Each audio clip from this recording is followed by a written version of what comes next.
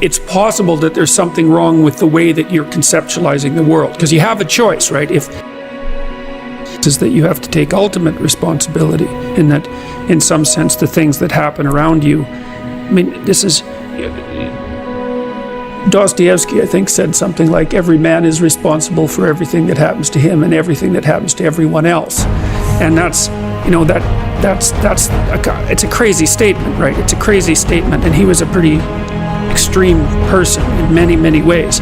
But there's a level at which that's metaphysically true, you know, because what happens is that it's failure to act often that's the most catastrophic, you know. I mean, it's to not do the right thing when the situation presents itself. And it's very specific. You know, you're constantly in situations where you could do the right thing if you were willing to take a risk that's actually of relatively moderate size. And you know that you could take the risk, and you know that you should take the risk, and you don't. And that happens to people all the time. And then what happens is the thing that they didn't oppose grows a little bit, and they shrink a little bit, and that starts a loop, eh? And so, and you say, well, how do you take responsibility for the world? And the answer is, well, you also have to do it with a certain degree of humility, because what do you know? You know, and this is part of the reason that I'm so opposed to the activist culture on college campuses. You don't teach 18-year-olds to go and demonstrate about capitalism, you know, because they don't know anything, and they have problems in their own life that need to be solved that are local. And the local problems aren't trivial, you know. They're not disciplined.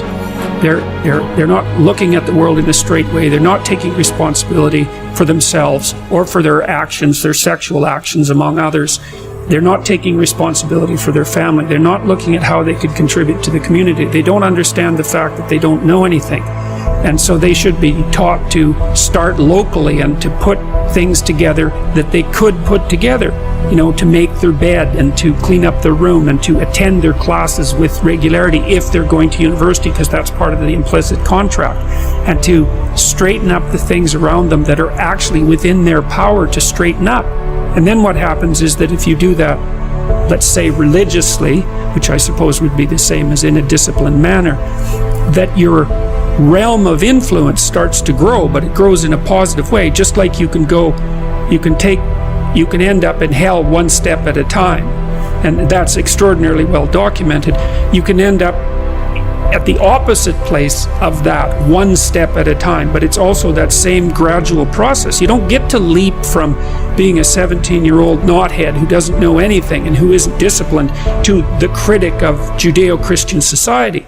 You just don't know enough to do that, especially when you can look at your own life and think about how many things that you're doing that you know are wrong, that you could fix, that you aren't fixing.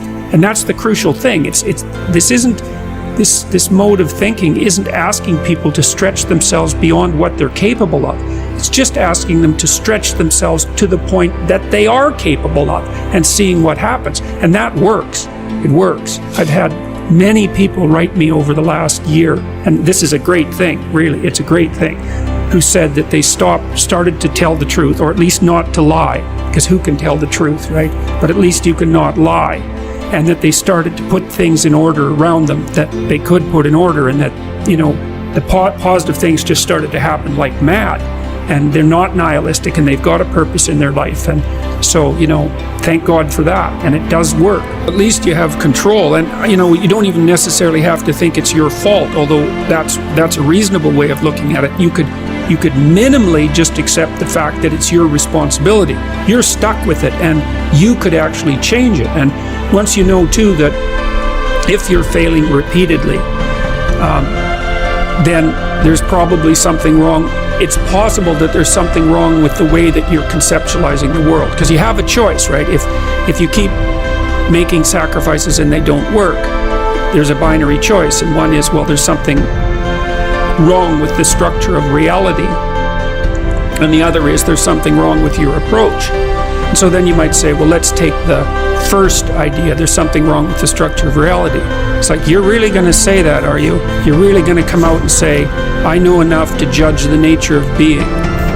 And And then the alternative is also quite frightening, because then, it's you that's making the mistakes, and you might be wrong at a really deep level, and that might mean that a lot of you has to burn off and be transformed. Maybe even things about yourself that you think are admirable and that you like, because your position, your self-conceptualization is so warped and wrong. And that's really daunting. But, when people set themselves up as the judge of being, I've written about this a fair bit in my new book.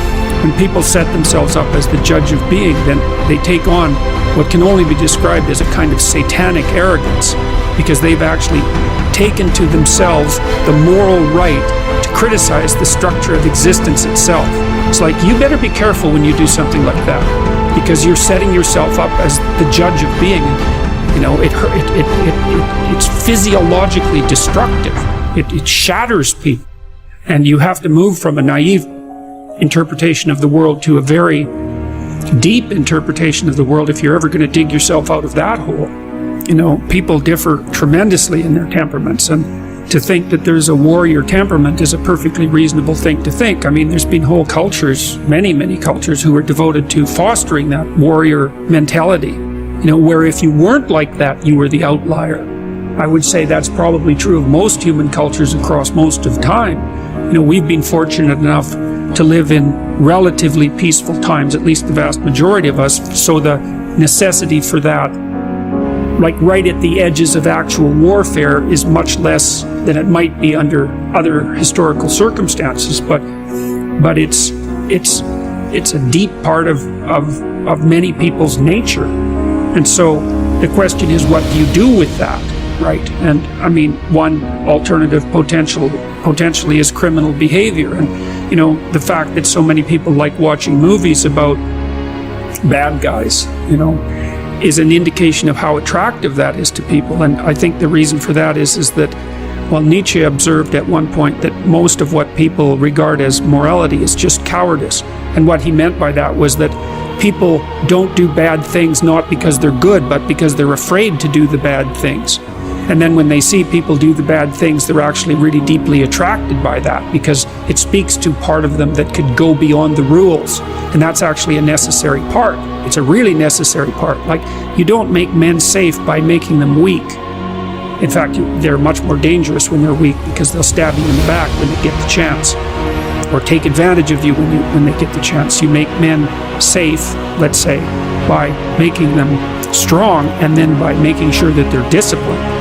And so, you've got people like you've got this, let's say, warrior mentality that's a deep part of their temperament, and then you have some choices about what you might do with that. You might try to discipline it and bring it under voluntary control and integrate it into your character, in which it can make you someone who's stalwart and indomitable, and who will move forward, in the face of tremendous risk. And that's the optimal pathway if you have that kind of temperament. I think, it's the men that have the most, what would you call it? It's not aggressive exactly, but we'll leave it at that. Aggressive and fearless temperaments that can be the best men.